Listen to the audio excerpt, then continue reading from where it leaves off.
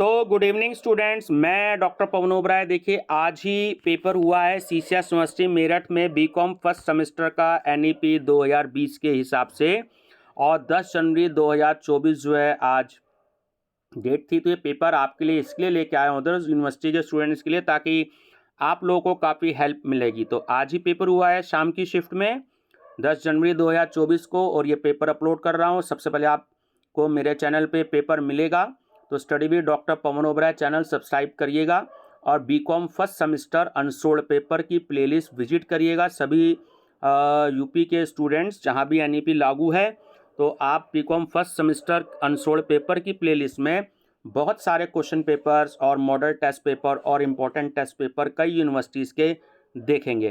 तो चलिए डिस्कस करते हैं क्या पूछा आज सीसीएस यूनिवर्सिटी मेरठ ने बिजनेस ऑर्गेनाइजेशन में। तो सबसे पहले very short answer type questions मैं आपसे डिस्कस करता हूं। तो नंबर फर्स्ट क्वेश्चन है, discuss the objectives of business organisation. व्यावसायिक संगठन के उद्देश्यों की विवेचना कीजिए।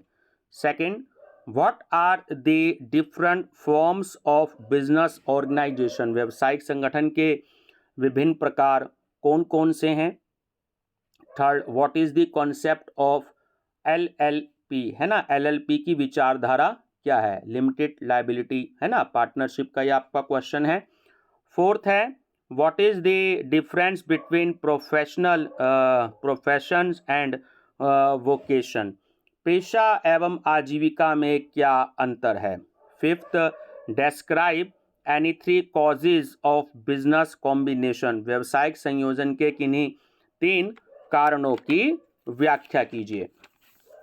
चलिए शॉर्ट आंसर टाइप क्वेश्चंस देखते हैं कि क्या क्या पूछे सीसीएस यूनिवर्सिटी ने आज।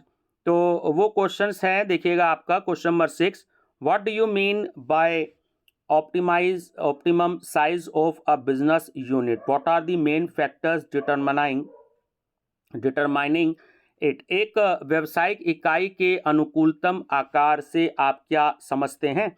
इसको निर्धारित करने वाले प्रमुख कारक क्या हैं। 7, व्हाट इज रैशनलाइजेशन।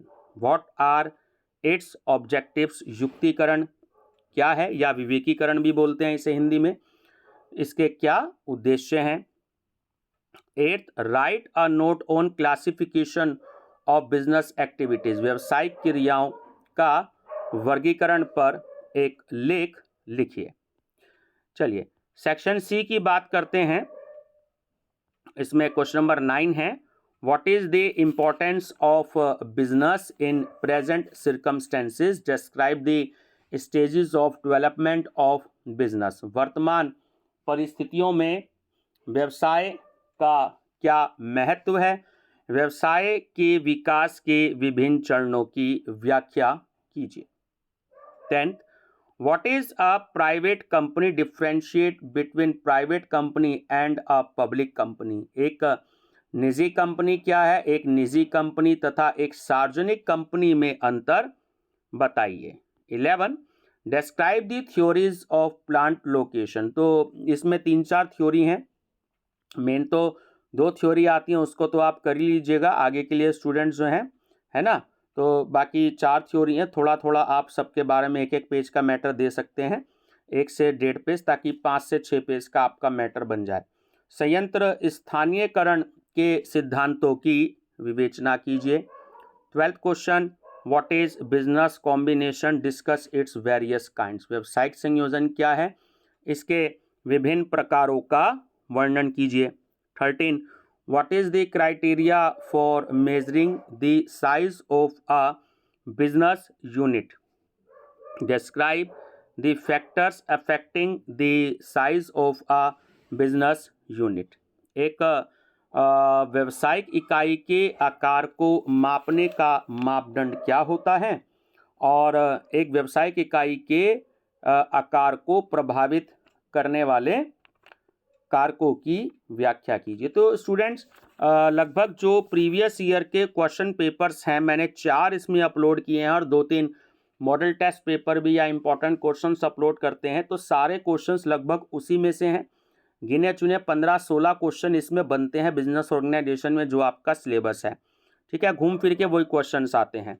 तो आप और भी सब्जेक्ट्स के पेपर्स देख लीजिएगा BCom first semester unsolved paper की प्लेलिस्ट में, और फूड न्यूट्रिशन एंड हाइजीन की प्लेलिस्ट देख लीजिएगा, वहाँ पर भी सीसीएस यूनिवर्सिटी के मैंने बहुत सारे क्वेश्चन पेपर सॉल्व करवा रखे हैं और क्वेश्चन बैंक भी सॉल्व करवा रखा है।